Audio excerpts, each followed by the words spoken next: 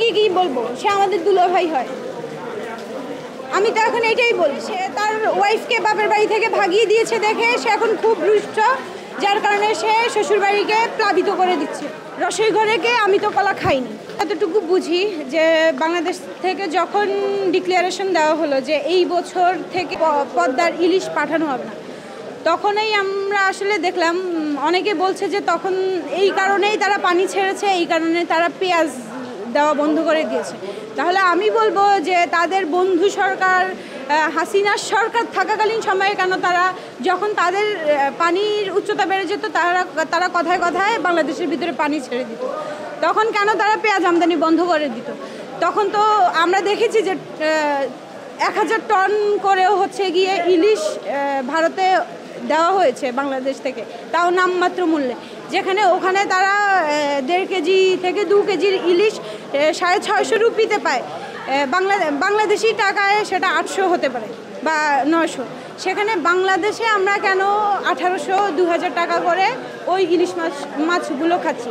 এই যে ওরা আমাদেরকে নিজেদের বন্ধু বলে দাবি করে, এটা আসলে আমার কাছে একটা জোকস মনে হয়। এই যুগে এসে এত পরিমাণ হাস্যকর মনে হয় যে আমি আসলে হাসতেও ভুলে যাই মাঝে মধ্যে, যে কিভাবে একটা রাষ্ট্র আর একটা রাষ্ট্রকে এইভাবে মানে শোষণ করে খাচ্ছে, আর আমরা সেই শোষণটাকে বন্ধুত্ব হিসেবে গ্রহণ করছি, সেটা আমি বুঝি না।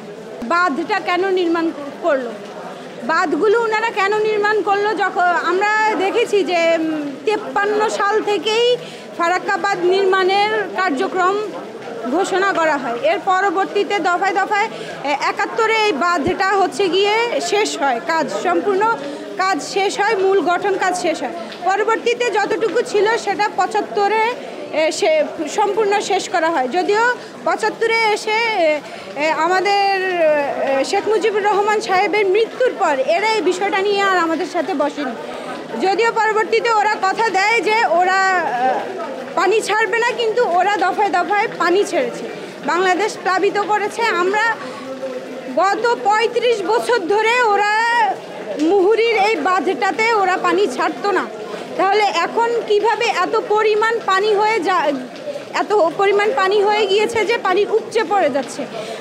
গত কয়েক বছরের ইতিহাস ঘাটাঘাটি করলেই তো আমরা দেখতে পারি যে কিভাবে আমাদের উত্তরাঞ্চলকে এরা প্লাবিত করছে। রসই ঘরেকে আমি তো কলা খাইনি, খুলে বলি, এটা একটা ভৌগোলিক বিষয়।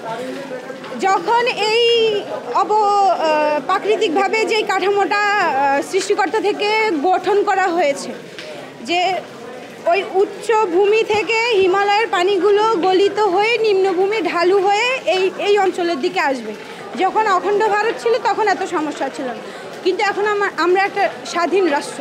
আমরা যদি ভারতের দিকেই তাকাই, আমরা দেখব যে এই পানিগুলো পানি ভূগর্ভ কতটুকু পানি ধরে রাখতে পারে, কতটুকু পানি ধরে রাখতে সক্ষম, সেটা তো আমাদের বুঝতে হবে। যখনই এই ভূগর্ভকে আমরা অতিরিক্ত পানির চাপ দেই, আমরা দেখেছি যে বাঁধগুলো নির্মাণের পর গঙ্গা নদীর যেই ধারণ ক্ষমতা তা অতিরিক্ত হয়ে যাওয়ায় বারবার সিকিমে ভূমিধস হচ্ছে, পাহাড় ধস হচ্ছে, তারপর ওই অঞ্চলটা হচ্ছে গিয়ে প্লাবিত হয়ে যাচ্ছে, মানুষ মরে যাচ্ছে।